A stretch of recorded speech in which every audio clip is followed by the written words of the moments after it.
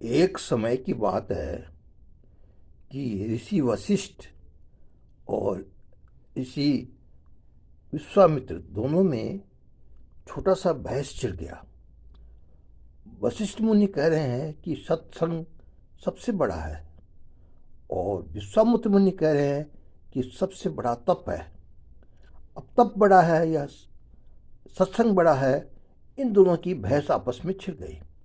दोनों मानने को तैयार नहीं थे, अपने अपने तर्क देने लग गए थे। तो उस समय दोनों ने निर्णय किया कि संत महात्मा को इकट्ठा किया जाए और लोग जो कहे उनका मान लिया जाए। तो सभी संतों को इकट्ठा किया गया। सभी संत आए और उनको पूछा कि भाई तप बड़ा है या सत्संग बड़ा है। तो संत ने कहा हम तो इसका फैसला नहीं कर सकते, क्योंकि ये हमारे बस की चीज़ नहीं है। आप तो सब महादेव के पास जाओ। तो ब्रह्मा तो वशिष्ठ और विश्वामित्र दोनों मिलकर महादेव के पास गए। हे महादेव, मैं कहता हूँ कि सत्संग बड़ा है। वशिष्ठ मुनि कहने लगे और विश्वामित्र ने कहा कि मैं कहता हूँ कि तपस्या बड़ी है, तप बड़े है, आप तो तप करते हो। तो महादेव ने कहा कि भाई देखो, मैं तो राम का नाम लेता हूँ, न तपस्या करता हूँ न सत्संग करता हूँ, मुझे तो पता नहीं क्या होता है। मैं तो सिर्फ राम का नाम लेता हूँ और कुछ नहीं है मेरे लिए। इसलिए मैं तो नहीं बता सकता कि सत्संग बड़ा है या तपस्या बड़ी है। आप ब्रह्मा जी के पास जाओ, ये ब्रह्मा जी बताएंगे। दोनों ब्रह्मा जी के पास गए। तो ब्रह्मा जी ने कहा भाई मुझे क्या पता, मैं तो पृथ्वी में, मैं तो सबकी रचना कर देता हूँ, सबको पैदा कर देता हूँ, सबको, बस मेरा काम तो रचना करना है, सबको पालना, सबको पैदा करना है। वो सब हो जाते हैं। उसके बाद सत्संग बड़ा है या तपस्या बड़ी है, ये तो मैं नहीं बता सकता, ये तो मेरे बस में नहीं है। आप विष्णु के पास जाओ। तो दोनों विष्णु के पास गए। भगवान विष्णु को जाके कहा विष्णु बताओ, कोई नहीं बता सका, अब तुम ही बता सकते हो ये कि तप बड़ा है या सत्संग बड़ी है।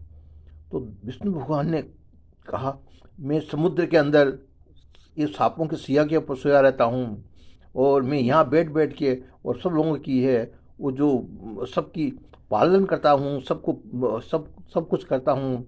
लेकिन मुझे ये समझ नहीं आ रहा कि तपस्या बड़ी है या सत्संग बड़ा है। ये मेरी समझ की चीज़ नहीं है।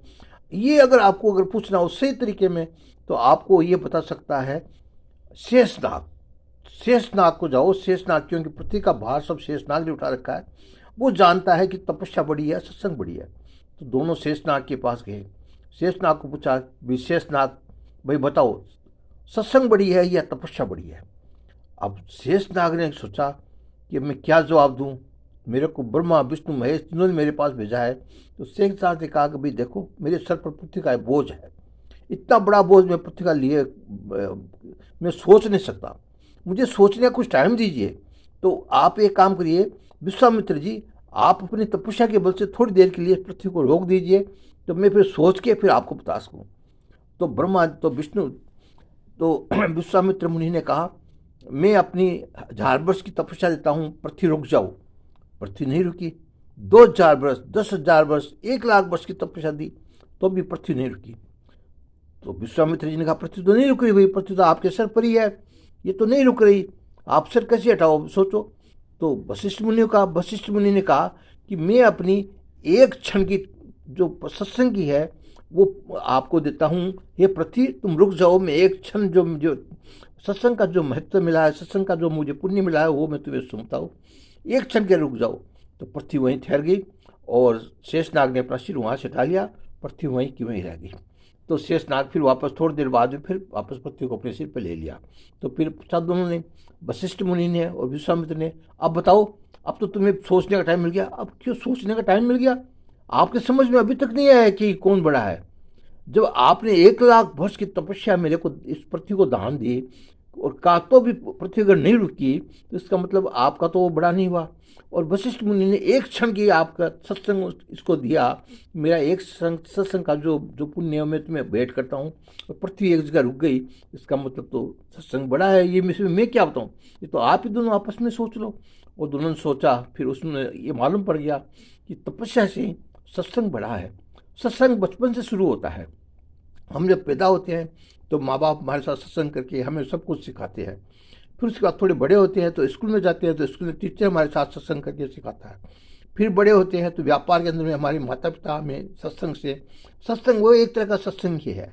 सत्संग का मतलब यह नहीं है कि सिर्फ भगवान का नाम लेना या भगवान की तपस्या करना, कुछ भी बैठ के दो अच्छी बातें करना, ये सत्संग है। और ये सत्संग का महत्व है, इसे सत्संग कहते हैं।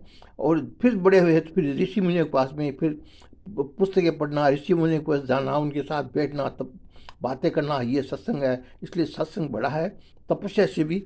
और तुलसीदास जी ने भी रामायण के अंदर में कई जगह लिखा है, एक जगह लिखा है, बिनु सत्संग विवेक न होई, राम कृपा बिनु सुलभ न सोई। सत्संग के बिना कोई विवेक नहीं आता, वो राम और राम कृपा के बिना कोई सत्संग नहीं मिलता।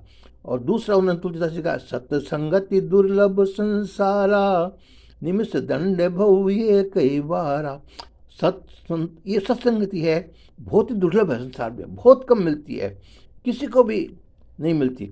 और जब हनुमान जी लंका में गए तो लंकनी को जब हनुमान जी ने मारा तो लंकनी ने कहा, तात स्वर्ग अपवर्ग सुख है, संत मिलन सम सुख जग नाही। संत मिलन के बराबर कोई सुख नहीं है। धरिए तात स्वर्ग अपवर्ग सुख है, धरिए तुलाइक अंग, तुलय न ताई सकल मिली, जो सुख लव सत्संग।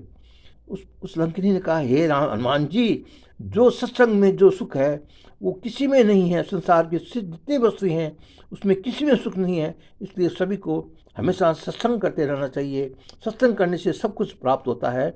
यही इसकी मुख्य इसकी शिक्षा है।